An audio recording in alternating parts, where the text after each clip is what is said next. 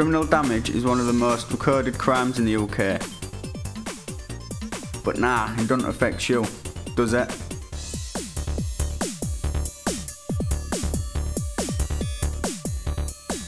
Criminal damage is without lawful excuse, recklessly damaging or destroying property not belonging to yourself. I don't know, smashing up cars and whatever, like graffitiing on walls and just about. I think criminal damage means someone taking it upon themselves to damage someone else's property. England and Wales suffered from 945,682 cases of criminal damage in a single year. 20,739 cases of that were in Humberside.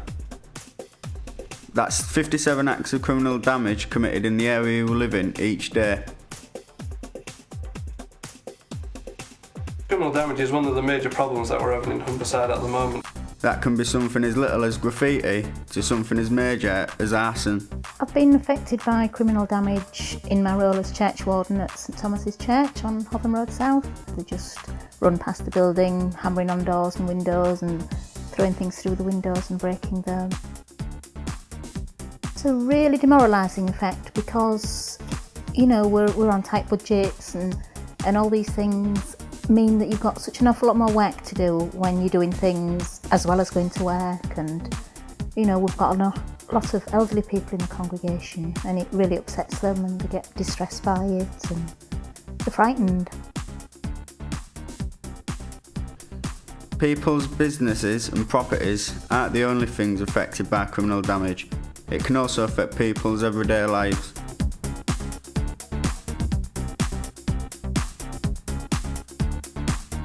Yeah, I've totally been affected by criminal damage.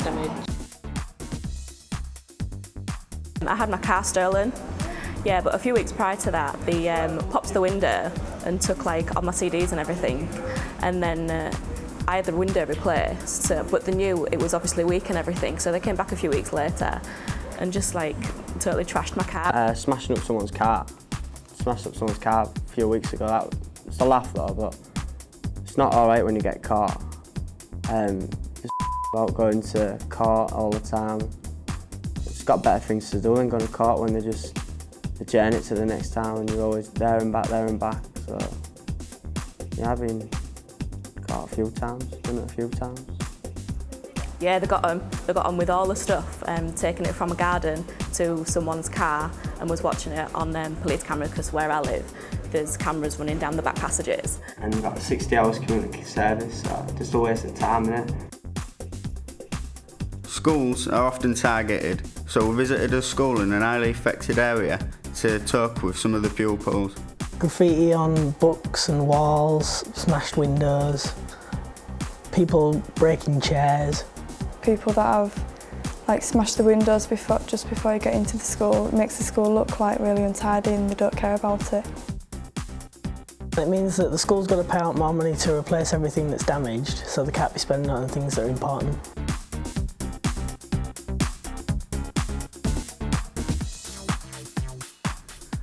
Another area with a high crime rate is Orchard Park Estate, where a police community support officer showed us the crime hotspots.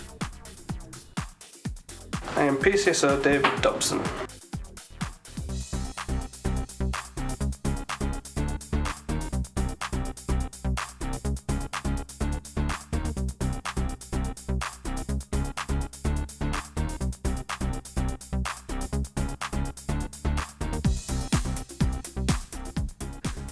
Dean Park Primary School was ruined by the most extreme form of criminal damage.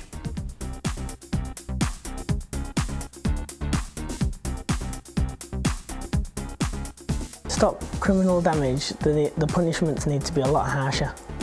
So you make an example out of someone and think, I'm not doing that. I think, like I said, it has a lot to do with where people are living and what they're doing with their lives and what's being done for them. In York they had like graffiti parks. People can go and graffiti in about, I think it's like once every 2 months it'd all get whitewashed for people to do more graffiti, or there could be more like different things that people are into, you know, like dancing and like clubbing and that. I don't know, well, there's nothing to do, is there? So I mean, give us something to do. Like, rather than us walking the streets and that, we're not there, give us something that we can do. I like a club or whatever, or can play football indoor, got coppers saying move along or whatever. Just give us something to do. Really no, it's other than more CCTVs up and what have you, and more police presence.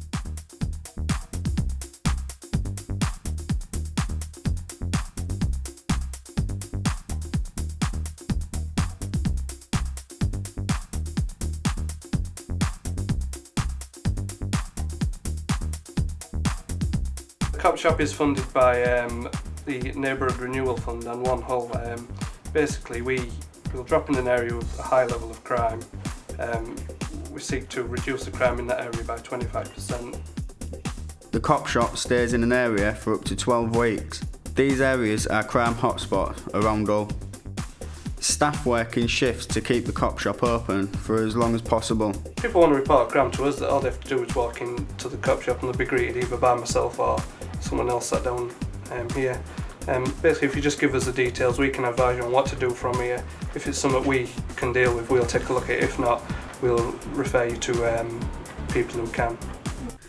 The Cop Shop has proved to be a very successful project, dramatically reducing crime in each area it has landed in. Even after the Cop Shop leaves an area, crime figures remain low. Cop Shop's proved to be a very successful project in the areas that it's landed in. It's managed to reduce all crime in the areas that it's dropped by 25%, and even after we leave the area, the crime figures have still stayed low. So scrolling your name on a wall, throwing stones through windows, trying to look big in front of your mates, before it was harmless ways to pass your time, but now you've seen the dramatic effect it has on other people, your harmless bit of fun is more serious than you may think. These are all acts of criminal damage and could lead to you being slapped with a big fine, prosecuted, or even being given an ASBO. And remember, if you have anything to report, you can always drop into your local Cop Shop.